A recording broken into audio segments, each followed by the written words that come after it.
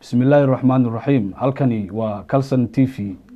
Kalson TV waa TV caalami ah oo aad badanaa ka daawataan barnaamijyo wax ku ool ah kuwaasi oo loogu talagalay in wax lagu fahansiiyo ama lagu gaarsiiyo dhammaan bulshada Soomaaliyeed ee ku nool dunida dacaladeeda.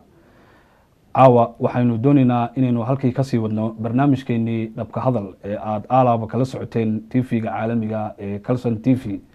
dhabka hadal waa barnaamijyo taxana ah oo aanu ku soo qaadano sooyaalka iyo taariikhda ummadda Soomaaliyeed, arrimaha bulshada iyo isbeddelka siyaasadeed ama baaxadda siyaasadeed ee ka taagan geeska Afrika ama Careedeg.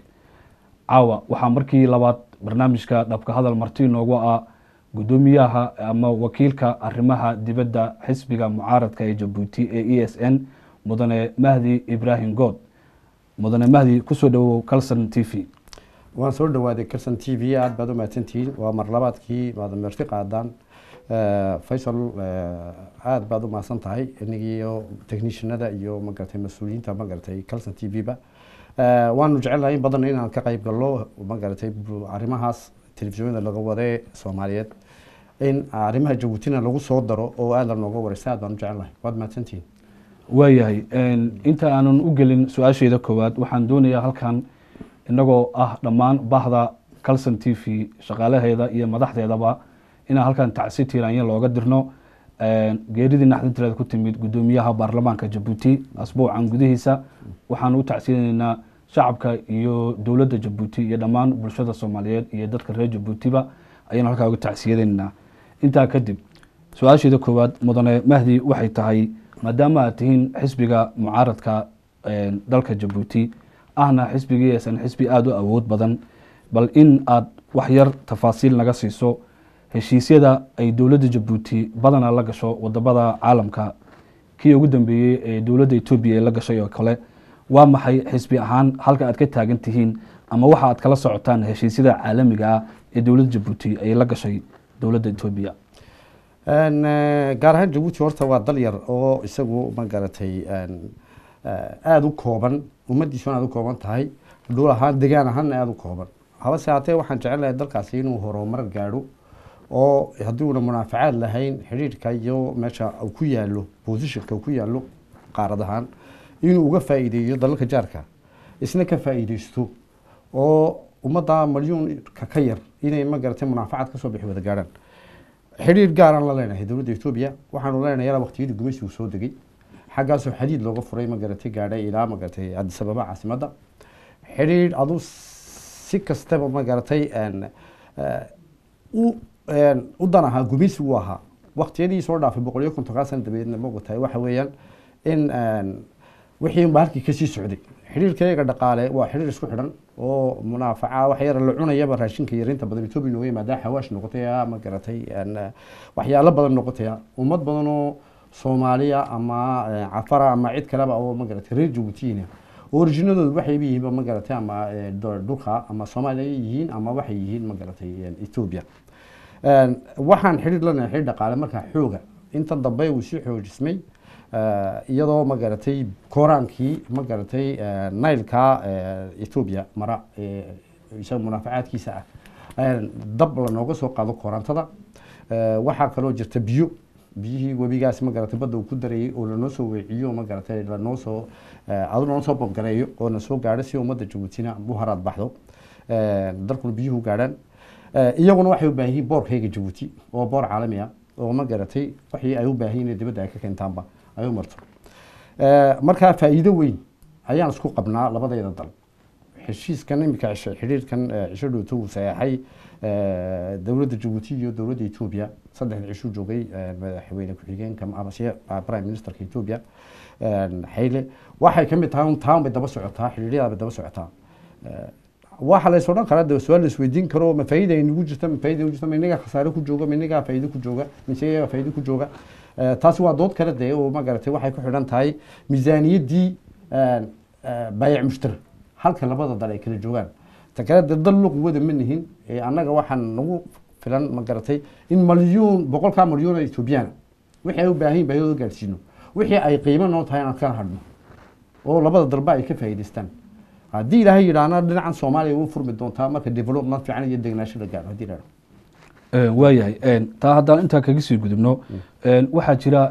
dad badan oo soomaaliyeed ama bulshada soomaaliyeed waxaysan xoog uga dharagsanayn waxqabadka dhabta ah ee xisbiga ESN ee mucaaradka dowladda Jabuuti uu qabto haddii noqoto dibad haddii noqoto gudaha inkastoo hadda ka hor aanu halkan kaa wareysanay waxqabadkiina aad wax ka shanqarisay balse dad badan weli waxaa jira ka gows adeegaya oo le mucaaradku wax ay u qabtaan ummadda ama wax ay u soo sidaan ma jirto ee annaga dowladda ayaynu mar walba aaminsannahay waxqabadkeeda su-aashaasi dadka qaba sideed oga shaafin karaysaan waxqabadkiina dhabta ah ee aad hooyada suuq daqsiilo fadhida ama hooyada xumbuli ku nool ama hooyada kartoon ku nool xaafadda kartoon ku nool ee aanan adeega haysanin caafimaad ee aanan haysanin adeega waxbarasho dhab aan haysanin hooyooyinkaas ama aabbayaashaasi ama caruurta deegaanadaasi aadka maaragtay dadka liita ay ku nool yihiin waxa aad ku beer laxawsan karaysaan ama aad ugu beer qaboojin karaysaan ama aad u ballan qaadi karaysaan oo dhab ah maxay tahay oo aad bulshada usoo badhaamin karaysaan waa run been kuu sheega maayo faysalow horta waxa weeyaan ummaddan ina been la shooga ma kuwa sidaa lehina waxa weeyaan kuwa tiradoodu yar tahay waayo bulshada Jabuuti maalintii dhugatay la codeeyay 2013 aad bay u soo banaan baxeen aad bay u taageereen mucaaradka aad bay u garab taageen 80% iyo ka badan habase haatee dowladda Jabuuti maalintii gobonada la qaatay ilaa maanta party qura ka taliya dalka partyga qura ka taliyay munaafacaad badan waa la soo geliyay macaawino badan oo adduunyadu keenay way jirtaa dal yaro 800 oo kun umadiisu tahay wax la gaarsiin karaa maanta way ka soo baxdaa munaafacaad ahaan dalka Jabuuti habase haatee mucaaradku wali talo ma uu qaban ama si wax mas'uuliyado maamulo dal gacanta Muusaalin balance wuxuu ku qaadayaa in war sida loo magaratay loo maamulayo dalka ee dhaqaalihiisii magaratay ayna ummadda la wada gaarsiineen ee ummadii maanta 70% ay dhibaato qabto iyadoo ognahay 60% wax ku dhow waa haween horta ummadda Jabuuti 6% waxa weeyaan magaratay dhalinyaro u badan 30 jirka yar oo maanta bila shaqa jaamacado way jiraan jaamacado ka soo baxaan marka waa in magaratay oo anagu waxaan leenahay program political program balana programkaas waxa weyn munaafacaadka dalka ka soo baxayn control lagu hayo in corruption ka la yareeyo iyo ama se baliliqada dalka magaratay dhaqaalihiisa la baliliqaysanayo waayo dhibaato badan ay keentay oo ummadii baa kala tagtay 70% waxay ku nool yihiin inaad aragtay moogtahay mooyaan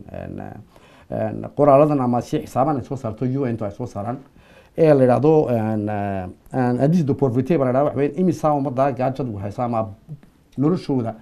maalintii ku soo haaga $100 $1 imisa ka yar Jabuuti waxay maraysaa maanta dhowr 45 inay magaratay dhibaatadoodu halka taagan tahay moogtahay aadna way culus tahay waxa la sheegay 250 kun oo ummada oo Jabuuti inay poverty-gi u hoosaysa ku jiraan taasina mucaaradku wuxuu ka bogsiinayaa bulshada wuxuu leeyahay anagu diyaar baan u nahay maamulka markaan qabanno in program dano dhaqaale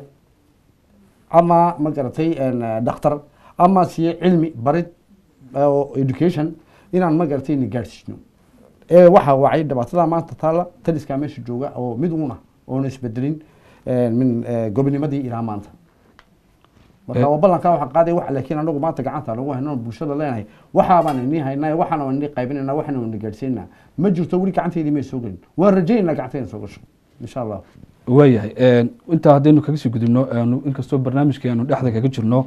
dadweynaha imika nagu soo biiray waxaan u sheegaynaa inaanu halkan caawo qaybtan dhabka hadal aynu kaga hadlayno arrin ku saleysan dowladda Jabuuti waxaana marti mudane Mahdi Ibrahim Good oo ah wakiilka arrimaha dibadda xisbiga mucaaradka ESN su'aasheeda saddexaad haddaan u gudbo mudane Mahdi waxaa jira dhawaan waraysi la yeeshay madaxweynaha dowladda Jabuuti mudane Ismaaciil Cumar Geele oo la yeeshay jaraa'idka liyaado John Afrique kuna soo baxa afka Faransiiska su'aalaha uu weydiiyey tan ugu horeyso ayaan doonaynaa bal inaan wax ka weydiino su'aashaas oo ah maxay wax laga weydiiyey qaabkii ay loo heshiiyey oo doorashadii ay u dhacday oo ay u wada hadleen mucaaradka iyo dowladda mudane Ismaaciil Cumar Geele oo su'aashaasi ka jawaabaya marka la weydiiyey yaa maxaa idin fududeeyay inaad isu timaadaan ama aad wada hadashaan waxa uu ku jawaabay sidan soo socota waxa uu sheegay in ay doorashadii 2013 dhacday ee ahayd mid lama filaan ah xagga dowladda iyo xagga mucaaradka dabcan mucaaradka wuxuu ku sheegay wuxuu yiri waa markii ugu horeysay ee aynu aragno koox shiiqyo ah ama mushiiq ah oo ku ekeyd masaajidda inay usoo bambaxaan siyaasadda oo ay damcaan inay loolanla galaan dowladda uu muxaafidka ah oo markaa uu madaxweyne ismaaciil cumar geelle mas-uul ka yahay.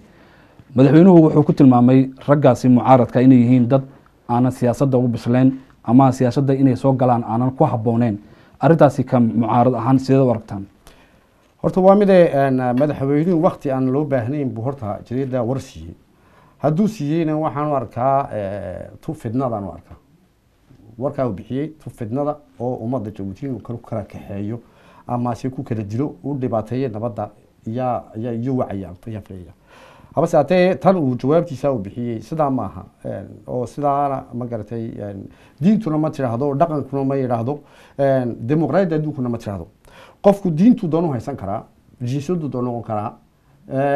dhidig iyo lamudku doon noqon karaa, laakiin mowqaf siyaasadeed wuu yeelan karaa.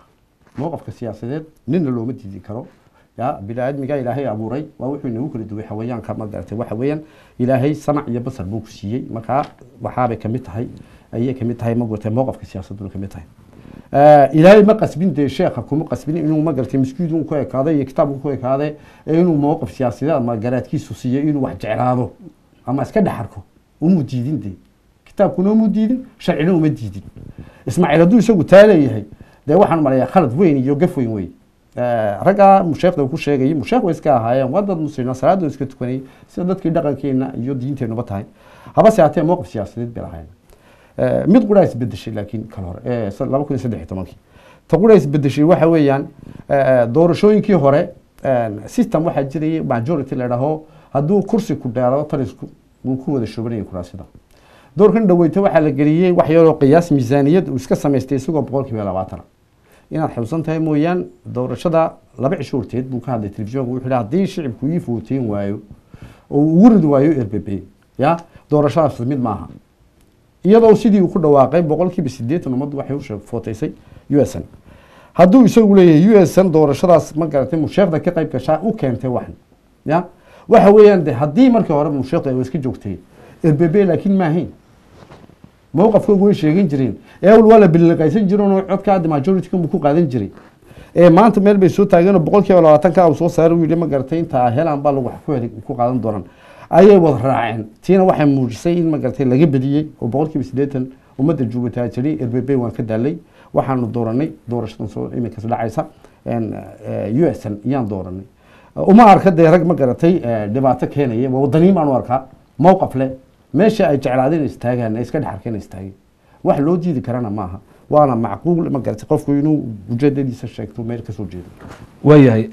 weli waxaan ku jirnaa su-aashii koobaad ee jawaabteeda ka bixinaya madaxweynaha isagoo hadalkiisa sii wada haddana waxa uu yidhi waxaa jirtay ayuu yidhi in caasimadda waxaa lagu dooday aqlabiyadda codka dadka xisbiga markii doorashadu dhacaysay SSN inuu aada ugu xoog weynaa ama codka ugu badan oo caasimadda ka helay.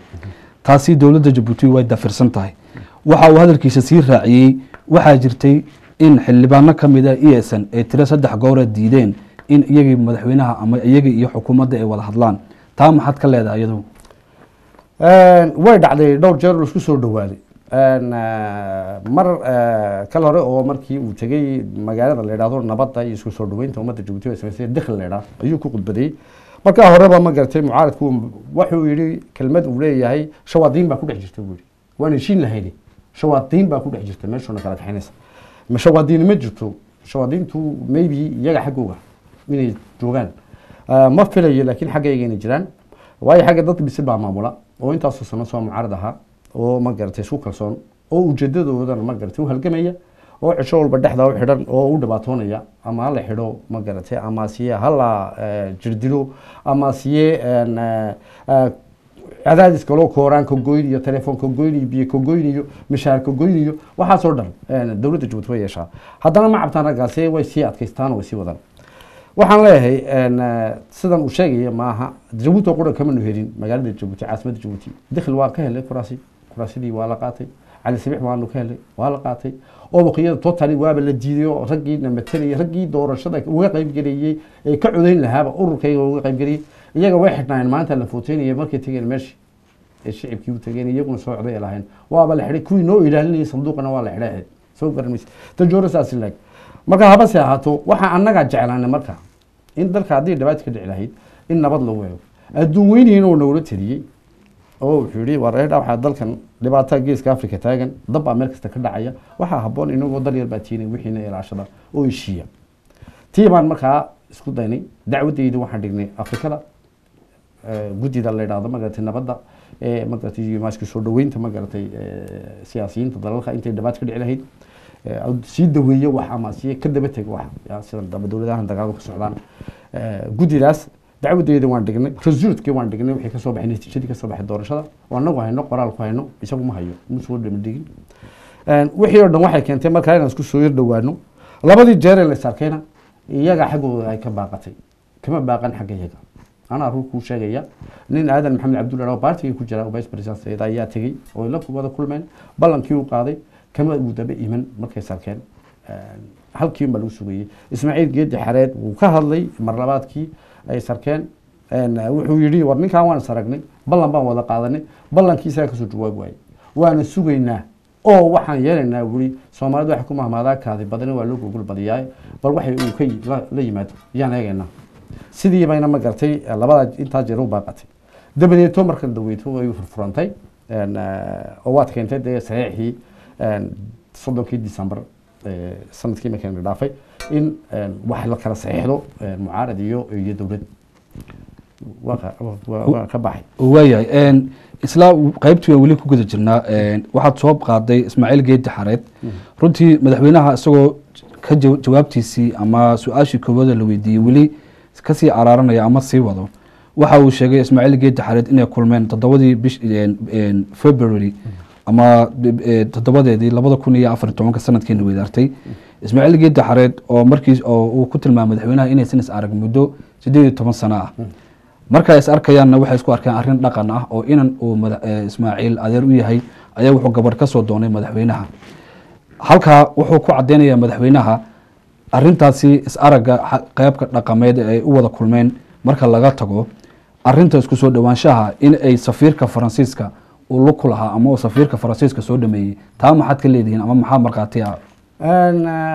waxa weeyaan soo labadii sababood heero shir bangartay nabadda uu ku diiday Ismaaciil Cumar taa isaga ugu talagalay waayo waxaan waa wax qofku garaad liba si ka fahmayo marka aad akhrisato markan wuuna iska sii ogaa wiilkan iyo gabadhan isdoonayay inay isguursan doonaan ama maalin ay isku iman doonaan waxa aba dhaqameed u noqday dee Ismaaciil Geedi Xareed wax caadi weeyaan gabadh waa la doonaa xoolo waa laga bixiyaa waana lagu guursadaa isagoo halkan sheekada markaad dhegeysato cayn isku xidhayaad moodaa siyaasadii iyo arooskii uma maleeyo inay wax isku xidhan yihiin habase haatee Ismaaciil Geedi Xareed fursad bay u noqotay isaga laftigiisana fursad bay u noqotay isku soo dhawaasho reerun maaha ma guur dhex dhacay in ma garatay bal hadda nabadii la wada raadiyo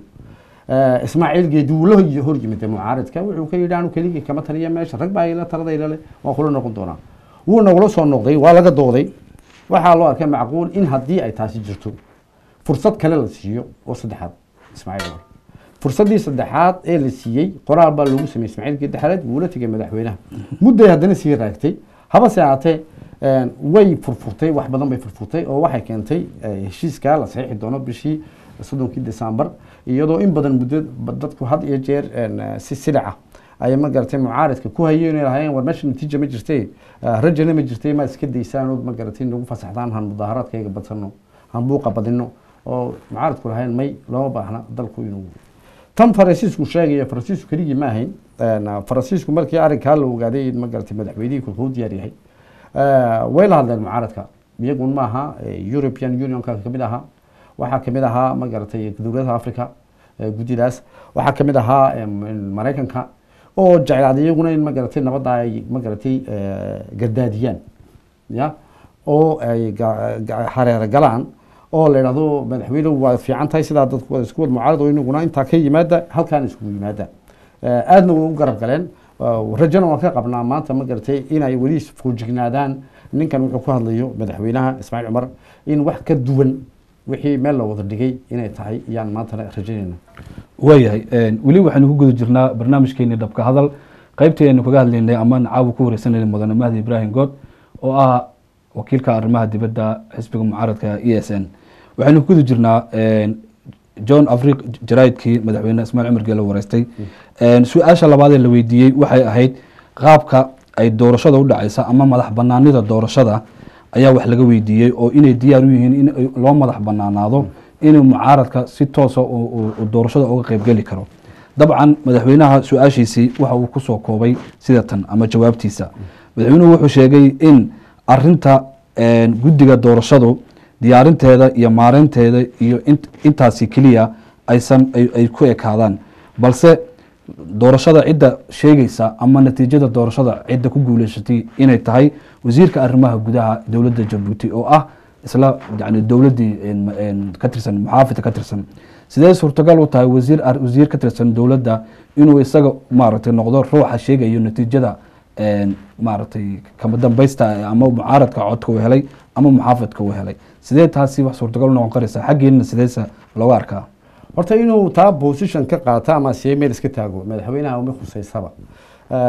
waxaa jirta qodobo badan oo markii hore aan qornay oo dabadeed markii doodii badatay aanu ka tagnay.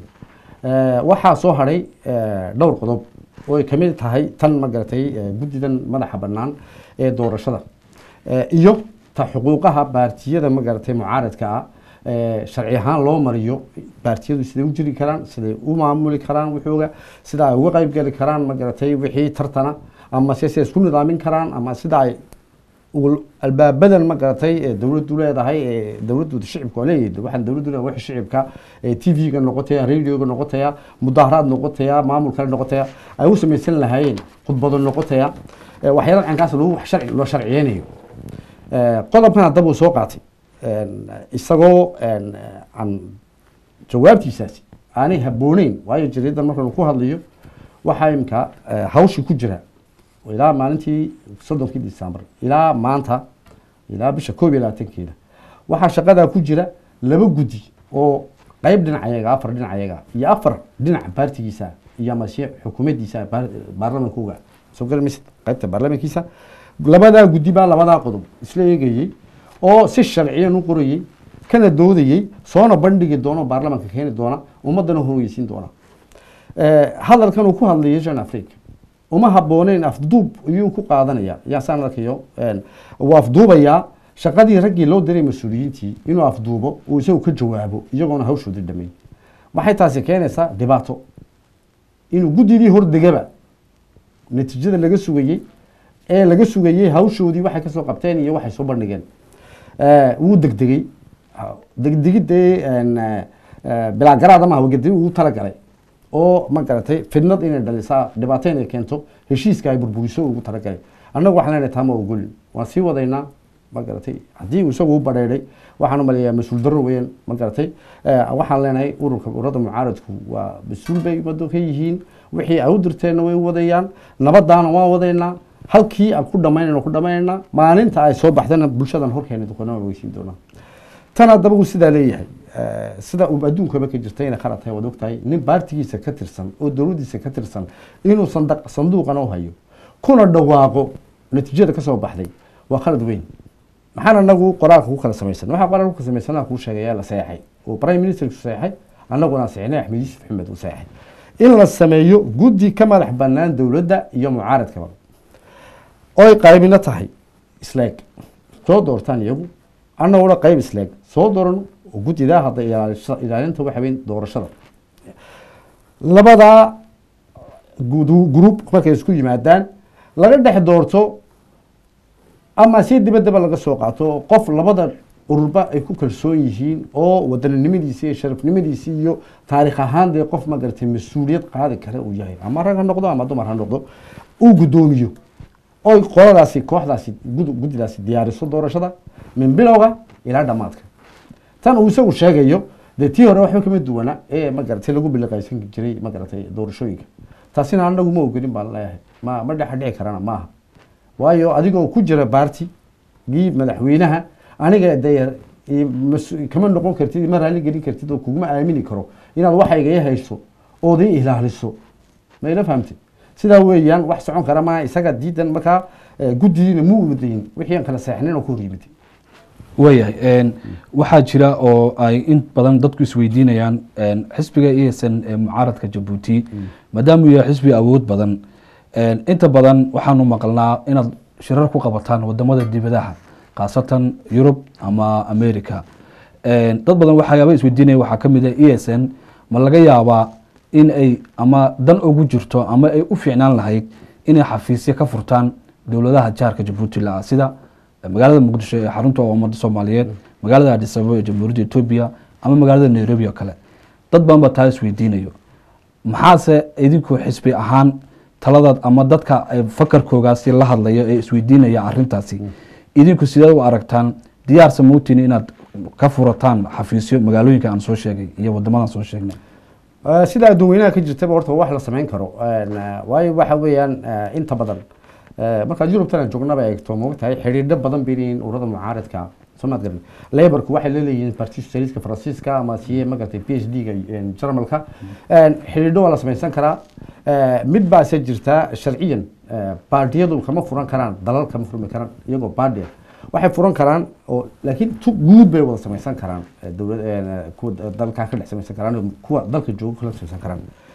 laakiin waxay sameeysan karaan wax la yiraahdo urur koox oo kale oo official ka furan karaan wayna anagu ma kama horjeedno waxay ku xidhan tahay dhaqaale horta Soomaaliya iyo xidhiidh lala sameeyo ma garatay dadka ama dawladahaas si iyaguna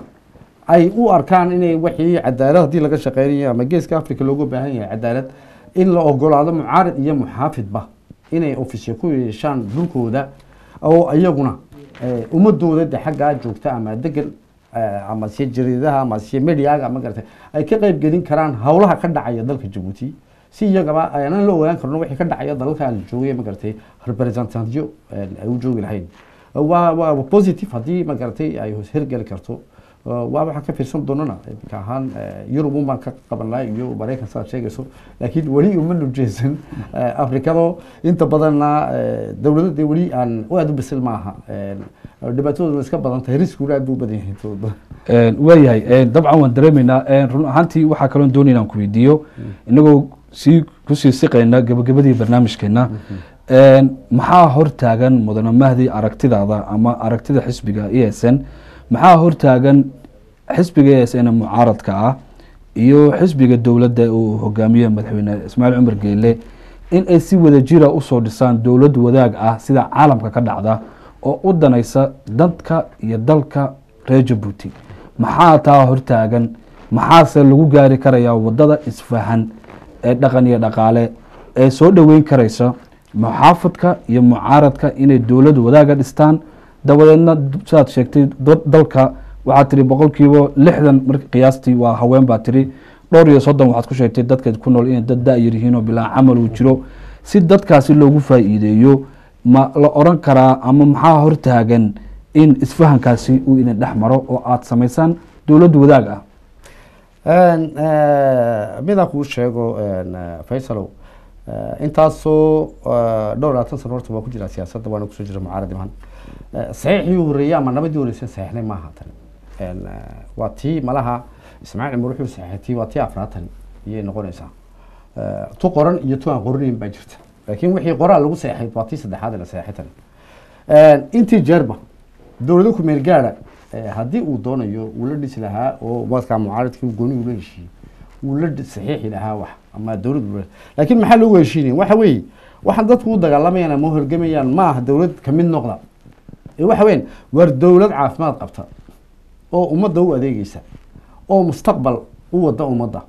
oo ma garatay u socoto horumar ummadeed bulsho iyo dalba in laga qayb kalo waa mid horta laakiin ummaddaasi salkeedu maxay tahay iyo dalkaas ama dawladdaas salkeedu maxay dawlad cadaalad jirto haddii aanan baa garatay maxkamadii ka madax banaanayn xukuumadii sare haddii baarlamaanka ka madax banaanayn xukuumadii sare haddii noloshii wixii yaraa kooraankii biyihii ka madax banaanayn ma garatay dawladii ama si xukuumadii sare dhibaatadeeda leedahay milinka wasiiru noqonaya marka taliskaasina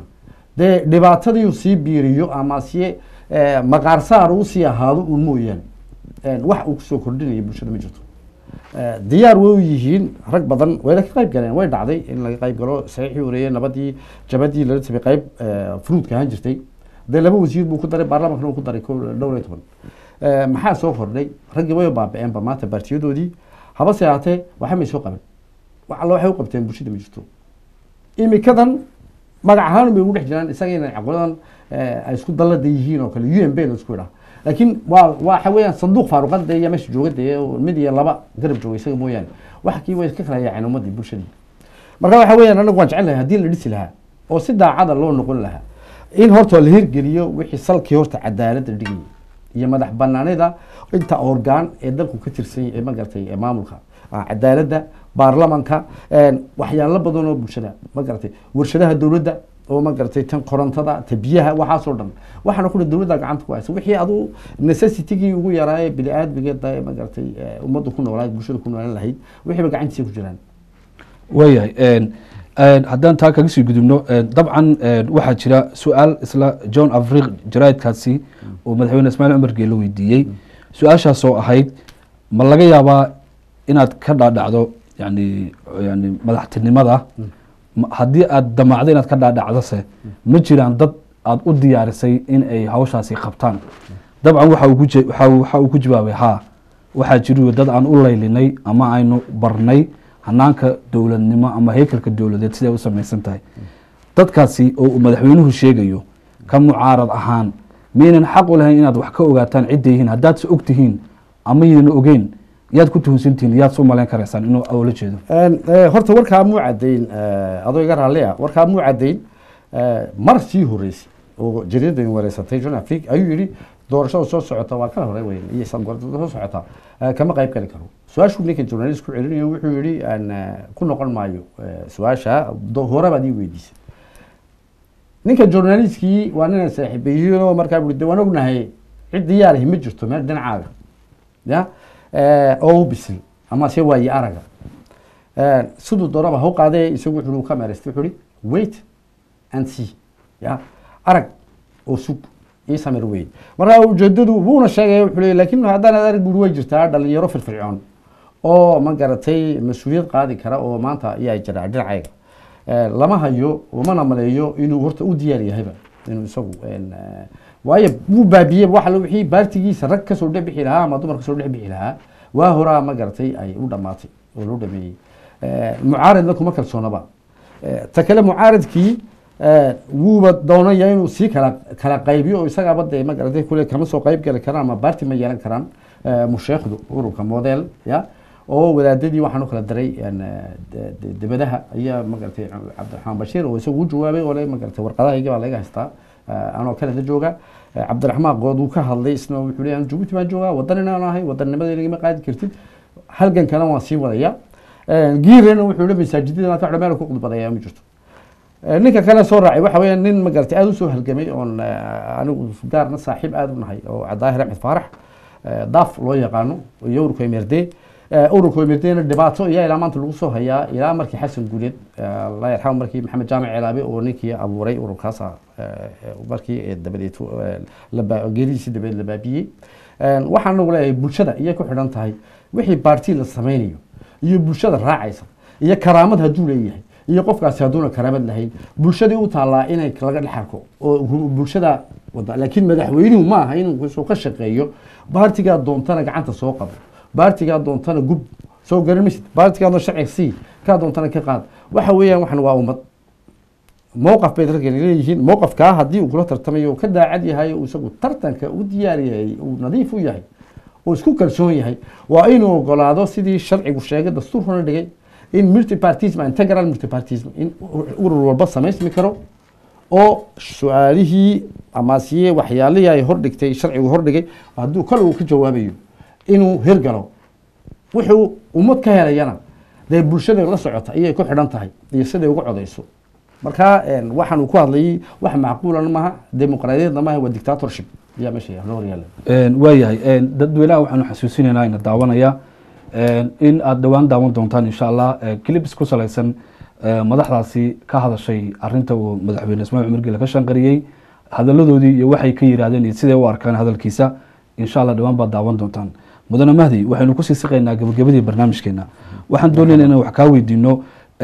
maadaama aad xisbigiina aad ku rajo weyn tihiin inaad talada wadanka qabataan dhawaan insha Allah dad badan oo taageerayaal oo reer Jabuuti aad haysataan dabcan ummad badan oo Soomaaliyeed oo kale iyada qudheeda jecel isbedelka ama yani isbedelka siyaasadeed iyaguna ay taageerayaal badan idin yihiin waxa jira ummad reer Jabuuti ah oo tiro badan oo dibadaha ku nool su'aashaas hadda ka hor waan ku weydiinay ummadaasi waxay u badan yihiin dad aabayaashood ay u soo halgameen xorriyadda Jabuuti ama sidii gumeystaha Jabuuti looga saari lahaa dadkaasi waxay ku kala nool yihiin wadamada caalamka oo dhan qaaradda Yurub America Australia Asia Africa meelo badan bay ku nool yihiin waxay u badan yihiin xoogooda dhalinyar inta badan yani aabayaashood ay qaarkood ku geeriyoodeen xorriyaddii ku dhinteen qaarkood Jabuuti ku maartay ku geeriyoodeen qaarkood dibadaha sidoo kale dadkaasi waxay u jeel qabaan ama mar walba waxa raadan yihiin inay dhulkooda hooyo ku noqdaan dabcan kuma noqonayaan dhulkooda hooyo oo waxa loo diidan yahay inay noloshii qofka muwaadinka reer Jabuuti ay qayb ka noqdaan dadkaasi maxay tahay waxa aad idinku u qabanaysaan ama aad rajada aad gelinaysaan inaad dib ugu celisaan dhulkooda hooyo ama aad dib u hayaamisaan marka aad talada qabataan haddii la yiraahdo mucaarad ahaan horta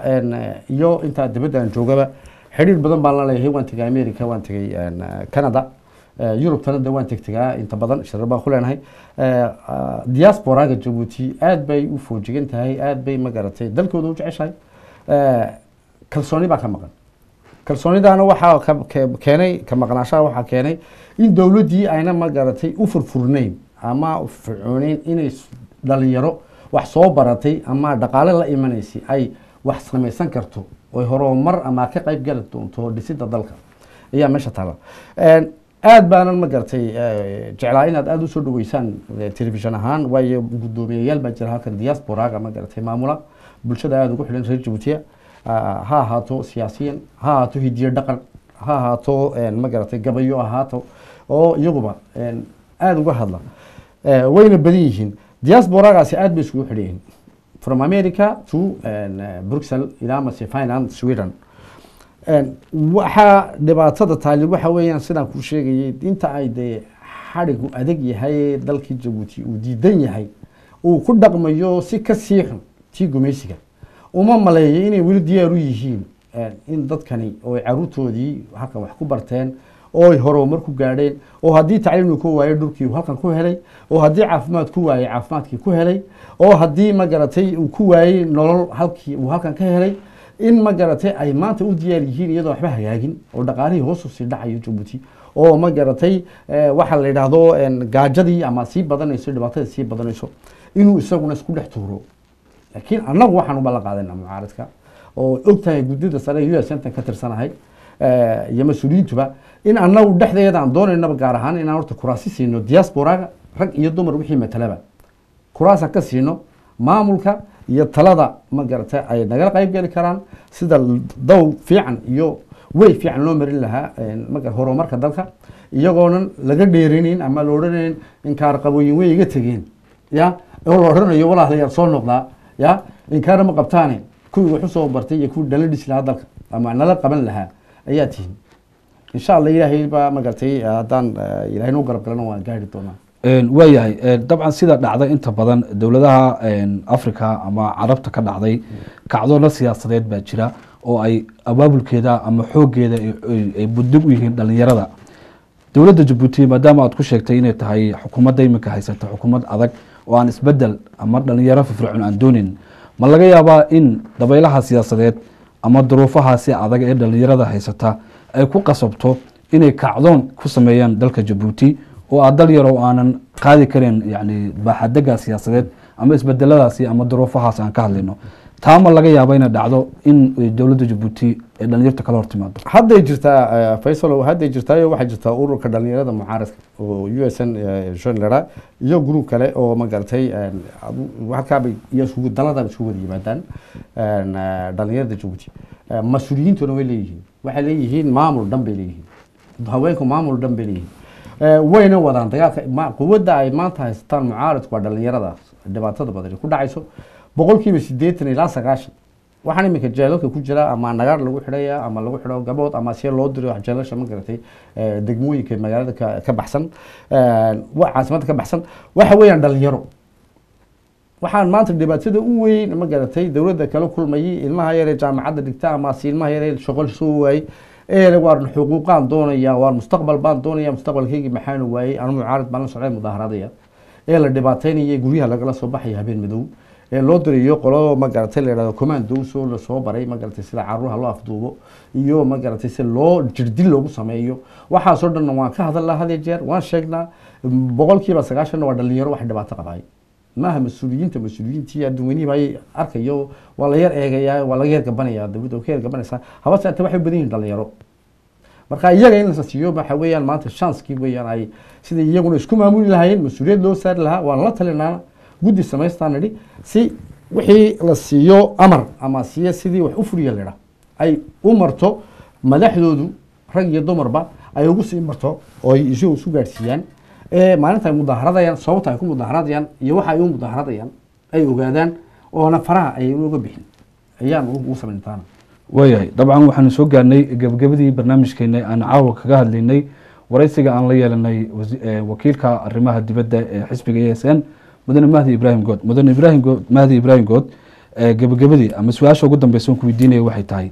ka mucaarad ahaan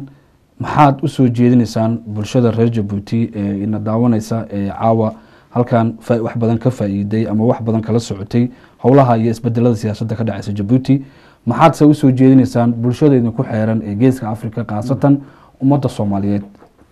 labaan u kala qaaday mid waxa weyn horta tan ummadda reer Jabuuti waxa adiga su'aalaysay iminka magarta arrimaha Jean Afrique waxaan leeyahay heshiiska la galay bishii December ee la kala saxaxnay dawladda iyo waxaan madaxweynuhu ku hadlay ijrada kaga hadlay waa wax kale gedisan annagu haddaan mucaarad guddidiisana way u jawaabtay adduunyanahay markaad u qabsatay bulshada Jabuuti markaad u qabsatay in iyagu aanay ka jawaabayn ama si adag uga jawaabayn waxyaalada uu ka hadlay madaxweynuhu oo ay sheegeen waliba inayna faa'iido lahayn inuu imka hadaahan waxaan ka hadlo iyadoo natiijadii laga soo gudooyin ay ka soo bixin waxaan leeyahay rajo qaba marka ummadda reer Jabuuti nala socota iyo kuwa nala socoba rajo qaba waayo waxa wacay anagu kuwii burburka dalka u baahnaa manihin kuwii nabadda had iyo jeer horumarinayaan nahay kuwii mustaqbalka ummadda u dadaalanahay laakiin dal la dumiyey ama loo jeedo in la dumiyo kuwa dhisi kara ma noqon karnaan leeyahay noo samra marka ay ma garatay raggaas haddaan wax isku afgarano haddaan isku afgaran weynaba kuwii la hor imanayay in hor keenayay in oranayay shiciboo halkaa baan ka arki taagan yahay ayaa noqonaynaa rajana qabaan leeyahay waxbay nagama lumin guusha waan gaari doonaa laba ummadda soo dalalka jaarka leeyahay dalalka jaarka dhibaato badan baa ka taagan ama kuwa soo ka noqotaya ama kuwa shan noqotaya waxa weeyaan haddii cadaalad jir weydo oo rajo laga ummad bulsho laga fikir waayo waxba ma dhismi karaan Soomaaliya waxba soo dhow waxba soo bislaaday uma maleeyo cisho dhow tan dibitiyaal diray waa kii lixaad weeyaan Allah u naxariisto Cabdullaahi oo isagoo ma garatay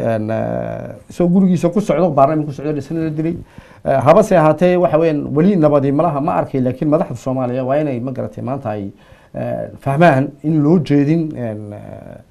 ummadda Soomaaliyeed ay qaadi kareen culays inta ka sii badan dhagar inta ka sii badan iyo dhiig inta ka sii badan ayna nin kasto dibad ku nool Soomaaliya ama jiifada Soomaaliyeedna farxada waa hayn dhiigan iyo dhagartan cisho walba dhacaysa marka bal ilaahay isku sikhraan leeyahay rag mas'uuliyiintuna inay magad si daacada u noqdaan madowda kuwa agteenana dagaalaha ka socda ma garatay Soomaaliland la sheegayo iyadna faa'iido ma leh hadii dal ay doonayaan jiro ama si bulshada meesha ku nool ay mid ahaato inay ka yimaadaan waxan qabyaaladii iyo dhibaatooyinka sameynaya oo ay ku fikiraan inayna kaligood noolaan kareen geeska Afrikana ma garatay wax soo wadin kuwa jaarkana ay iska ilaalin doonaan anagu iska ilaalinayno dhibaato nool yimaadaan ama dabkooda soo dhex galo hadda reer Jabuuti na sheegay sida baan ma garto waayahay inta waxaanu ku soo afmeeraynaa barnaamijkeeni dhabka hadal aan caawa ku wareysanaynay wakiilka arrimaha dibadda xisbiga mucaaradka ASN mudane Mahdi Ibraahim Good waxa barnaamijkii inta deeynay anigu Faysal Cabdullaahi Abrone waxa xagga farsamada inaga caawinayay Saadiq waxaanu idin leenahay inta aan barnaamijkan mid la mid ah ku kulmi doono wassalaamu calaykum waraxmatullaahi wabarakaatuh